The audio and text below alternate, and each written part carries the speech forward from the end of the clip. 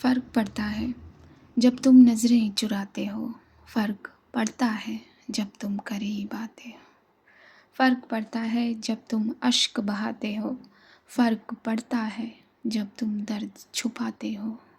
फ़र्क पड़ता है जब तुम ख्वाब सजाते हो, फ़र्क पड़ता है जब तुम दूरियां बढ़ाते हो। फ़र्क पड़ता है जब तुम उम्मीद जगाते हो, फ़र्क पड़ता है जब तुम यूं ही मुझे अजनबी बना जाते हो। फ़र्क पड़ता है जब तुम वादे निभाते हो, फ़र्क पड़ता है जब तुम मुझे भूल जाते हो। फ़र्क पड़ता है, हाँ आप सुन रहे हैं ना, फ़र्क पड़ता है।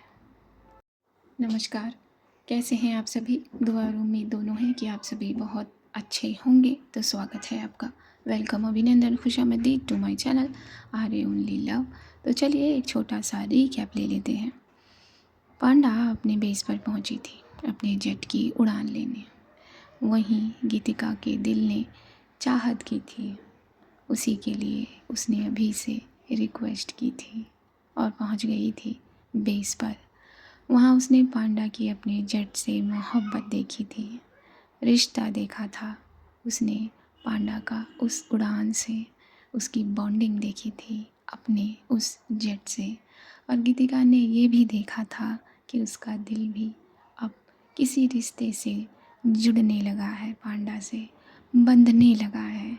उसे ये एहसास होने लगा था कि हाँ उसे मोहब्बत हुई है और वो अपनी धुन, अपने ख़याल में अपने कदम ज़मीन पर रख रही थी, लेकिन उसे ऐसा लग रहा था कि वो आसमान पर है, मगर बस कुछ देर के लिए ही उसे ये फील हुआ था।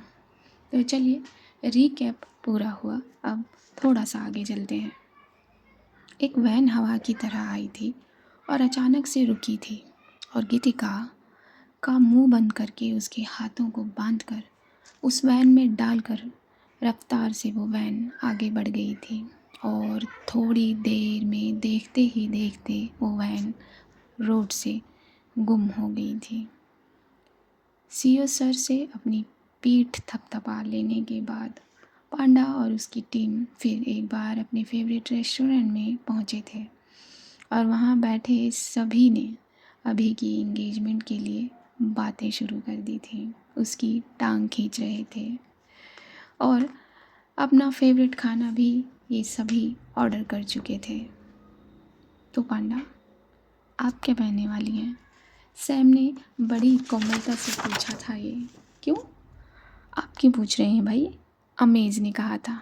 जैसे तूने मुझसे पूछा वैसे ही मैं पांडा से पूछ रहा हूँ। सैम ने बेबाकी से अपनी बात कही थी, अपनी गर्दन हिलाकर। तभी पांडा का फ़ोन रिंग कर गया था। उसने इन बच्चों की बात को हंसकर टाल दिया था और फ़ोन सामने करके देखा था तो वो एसीपी उमरान का कॉल था। आप लोग अपना आर्ग्यू कंटिन्यू रखिए, आई बी बैक। पांडा ने ये कहा और फ़ोन कान पर लगाए हुए थोड़ी दूरी पर पहुंची थी। जी एसीपी साहब, क्या मिजाज हैं आपके? पांडा ने मुस्कुराते हुए पूछा था। हमारे मिजाज तो अब जाकर ठीक हुए हैं। We have also arrested the second shooter और उस घर के भेदी का भी पता लगा लिया है मैंने। Miss Geetika was right, ACP Imran ने अपनी बात कही है। वाह, बहुत फुर्ती से काम किया आपने इस बार एसीपी इमरान। होप इन दोनों को अलग ही रखा होगा आपने। और क्या उन दोनों ने कुछ बताया? ये तो मुझे मालूम है इमरान कि वो मेरे लिए नहीं आए थे और ये भी मालूम है कि किसके लिए आए थे।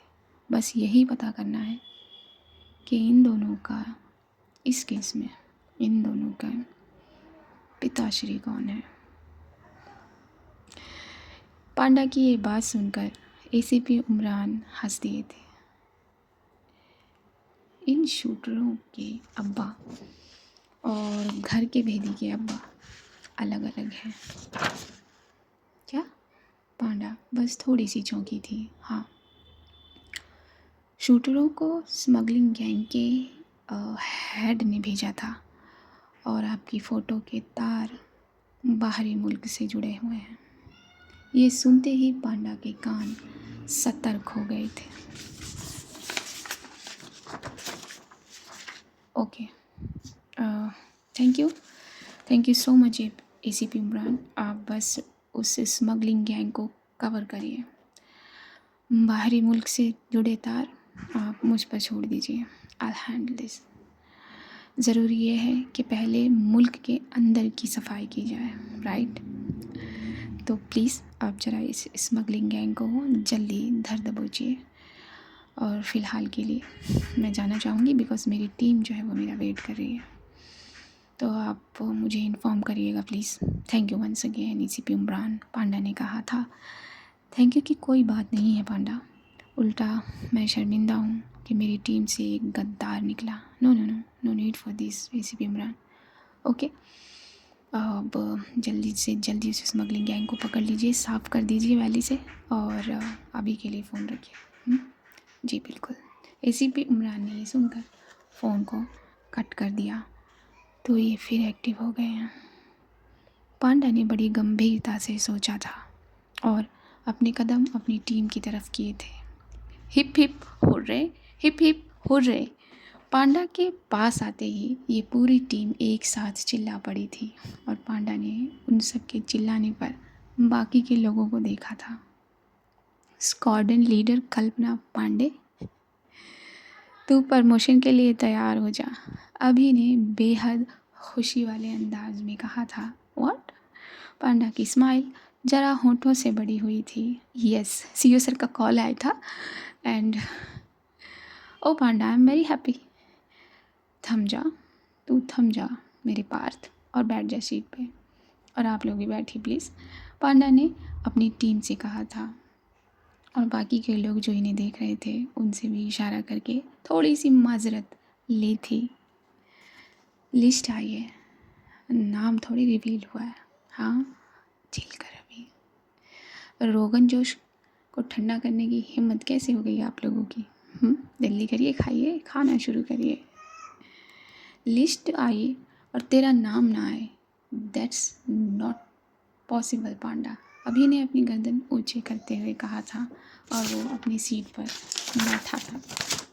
हाँ बिल्कुल, लेट्स ईट फूड, बाकी की बात बाद में करेंगे। पांडा ने गर्दन हिलाते हुए खाना खाने के लिए सबसे पहले कहा, सभी लोगों को कहा, और सभी लोग खाना खाने लगे थे। रोहन जोश की एक बाइट लेते ही पांडा को गीतिका का ख्याल आया था और उसके दिल ने एक ही नाम पुकारा था, ब्रेनलेस। खाना खाते खाते ही पांडा ने गीतिका का नंबर दूरभाष को सेंड कर दिया था, वो भी एक मैसेज के साथ। पांडा का दिल ना चाहते हुए भी इस वक्त बार बार गीतिका को याद कर रहा था। उसका ब्रेन बार बार उसे गीतिका की याद दिला रहा था। ब्रेनलेस की तरफ से अच्छी वाइब क्यों नहीं आ रही है? ऐसा तो कभी नहीं हुआ पहले। पांडा के मन की ये बहुत गंभीर सोच थी। अभी घर चले, पांडा ने धीरे से कहा था। ये लोग अपना खाना पूरा कर चुके थे। हाँ क्यों नहीं, अभी ने पांडा से ये कहा और बाकी की टीम को फिर से खिलखिलाते और नाचते हुए अपनी एंगेजमेंट का याद दिलाया। इतना मत ही नहीं ना, याद रख तू राक्षस है, घोड़ा नहीं है, और अगर घोड़ा बनेगा तो जनाब ऐसी ही लगाम खींचेंगी। पांडा ने इतना ही कहा था कि साथ के बैठे टीम एक साथ बोल पड़ी थी कि ये सिर्फ एक ही रास्ते पर चलता नजर आएगा, और ये सब के सब अभी की टांग खींचकर फिर हंस दिए थे। हंस लेने के बाद सभी अपनी अपनी सवारी ले गए थे। एक काम कर, जनाब को फ़ोन लगा और पूछ जर्नलिस्ट वहीं है या घर के लिए निकल गई हैं। पांडा ने अपनी स्पीडी क्वीन पर बैठते हुए कहा था। ओके ठीक है, मैं करता हूँ, मगर पांडा प्लीज़ एक बार सोचना, I think she feels something for you. तो फिर शुरू हो गया, ये सब बाद में करना, पहले तो जनाब को फ़ोन लगाना, जल्दी जल्दी कहा था पांडा ने। हाँ ठीक है, लगाता हूँ, ये कहकर जनाब को फ़ोन कर दिया था अभी ने। उससे कुछ देर मतलब मिनट्स बात कर लेने के बाद वो पांडा की तरफ मुड़ा था। नहीं पांडा, वो तो तभी ऑफिस के लिए निकल गई थी, लेकिन हाँ वो अपने बैग्स वहाँ से ले जाना मतलब भूल गई या नहीं ले गई ये नहीं मालूम, अभी ने जरनाब से पूछकर पांडा को बात बताई थी। व्हाट? पांडा को थोड़ा कुछ खटका था। ओके, तू जरनाब से मिलने जाएगा अभी? नहीं, मुझे सीधा घर जाना है। क्यों? क्योंकि मुझे जरनाब के पास जाना है। रुक, मैं भी चलता हूँ। नहीं, मैं जा सकती हूँ अकेले। नहीं नहीं, मैं चलता हूँ ना। हाँ, तुझे तो बहाना चाहिए। पांडा ने बुलेट को स्टार्ट कर दिया था। मैं भी चलता हूँ ना पांडा, रुक ना। और अभी ने भी राह पकड़ी थी पांडा के पीछे, और थोड़ी ही देर में ये दोनों जरनाब के घर पहुँचे थे। पांडा ने जरनाब को बाहर बुलाया था। शायद वो जल्दी से घर पहुँचना चाहती थी। घर पहुँचकर गीतिका का हाल जानना चाहती थी। जरनाब, कर्नल साहब को मत बताइएगा कि मैं यहाँ आकर उनसे मिले बगैर यहाँ से चली गई। मैं उनसे कल मिलूँगी, ठीक है? पांडा ने बैग्स अपने हाथों में थामते हुए कहा था। डोंट वरी पांडा, आप आराम से घर पहुँचिएगा। और पांडा अपनी बुलेट को फट से कर्व देकर मुड़ गई थी और घर की तरफ बढ़ी थी, अपनी स्पीडी क्वीन को रफ्तार दिए। अभी जरनाब को आंखों ही आंखों में चूमकर यहाँ से निकल आया था। जल्दी से रफ्तार पकड़े हुए पांडा घर पहुंची थी, और बुलेट को आज उसने अपनी जगह लगाया ही नहीं, खड़ा ही नहीं किया। वही रास्ते पर स्टैंड पर लगाकर फट से वो अंदर की तरफ आ गई थी। डोर लॉक था। डोर तो लॉक है, मतलब ब्रेनलेस घर आई ही नहीं, क्योंकि मैंने उन्हें कीज दे रखी है। कहाँ है फिर वो? पांडा ने बिना कोई टाइम वेस्ट किए गीतिका का नंबर डायल किया था। उस फ़ोन पर रिंग हुई थी, वो भी 2 रिंग हुई थी। 2 रिंग लेकर फ़ोन कट कर दिया गया था सामने से। पांडा ने जो बैग हाथ में पकड़े थे वो सोफे पर रख दिए थे। फ़ोन कट कर दिया? नहीं, ये ब्रेनलेस का काम नहीं है, ब्रेनलेस ये नहीं कर सकती। अब पांडा हल्का पैनिक होने लगी थी। उसे कुछ न कुछ नहीं, बहुत कुछ खटकने लगा था। उसके कदम अब टेंशन में इस रूम में, हॉल में चहलकदमी करने लगे थे। ब्रेनलेस कहाँ हैं आप? पांडा ने फ़ौरन सूरज को फ़ोन मिला दिया था। Hello Suraj, hey squadron leader, hi good evening, कैसे हो आप? आपका फ़ोन आया? हाँ हाँ, गुड इवनिंग, ये सब बाद में बात करिएगा प्लीज़। ये जर्नलिस्ट से बात करा दीजिए प्लीज़। बट स्क्वाड्रन लीडर, गीतिका तो ऑफिस आई नहीं है। सूरज की इस बात ने पांडा के दिल को तेजी से धड़का दिया था। ओके, कोई बात नहीं, थैंक यू सो मच। पांडा ने अपनी चिंता यहाँ सूरज के सामने जताई ही नहीं, थाम लिया था उसने। Everything is fine squadron leader, Suraj ने पूछा था। या एवरीथिंग इज़ फाइन, मैं बाद में बात करती हूँ, ओके? पांडा ने फ़ोन ये कहकर कट कर दिया और तुरंत दूरभाष को फ़ोन मिला दिया। कनेक्टिंग दूरभाष। पांडा के शब्दों में तेजी थी। कनेक्टेड पांडा, क्या हुआ? आवाज़ में इतनी तेजी। दूरभाष, अभी मुसलसल वक्त नहीं है मेरे पास। मैंने जो आपको नंबर भेजा था उसकी लोकेशन मुझे चाहिए। यही कोई 10 नहीं 20 मिनट पहले तक ये फ़ोन नंबर एक्टिव था। पूरी बात बताने के लिए अभी टाइम नहीं है, तो प्लीज़ आप थोड़ा जल्दी करके बताएंगे इस नंबर की लोकेशन क्या थी लास्ट। ओके पांडा, रिलैक्स, गिव मी 15 मिनट्स। दूरभाष ने यही कहा, इतना ही कहा और उतनी ही तेज़ी से कहा और उतनी ही तेज़ी में फ़ोन कट कर दिया था। पांडा सोफे पर बैठ गई थी। फ़ोन साइड में रखकर उसने अपने चेहरे को रगड़ा था दोनों हाथों से। ओह जर्नलिस्ट, कहाँ हैं आप? आपसे कहा था बिना बताए कहीं मत जाइएगा। फिर भी आप जनाब से झूठ बोल कर गई। कितनी बार मैंने कहा है, जब अपना दिमाग काम नहीं करता तो दूसरों की बात पे गौर कर लेना चाहिए, लेकिन नहीं, आप किसी की नहीं सुनती। पांडा ने एक लंबी सांस ली थी और उस सांस में फिक्र भी थी और गुस्सा भी था। अब पांडा ने अपनी जैकेट को उतार कर वहीं सोफे पर रख दिया था और अपने कपड़ों को चेंज करने के लिए बेडरूम की तरफ बढ़ी थी। अलमीरा ओपन करके उसने टी शर्ट निकाल कर अपनी टी शर्ट को बदल लिया था। तभी उसकी नज़र गीतिका के दुपट्टे पर पड़ी थी, जो उसी साइड था बेड पर जिस साइड गीतिका सोई थी। पांडा ने दुपट्टे को उठाकर अपने चेहरे के करीब किया था।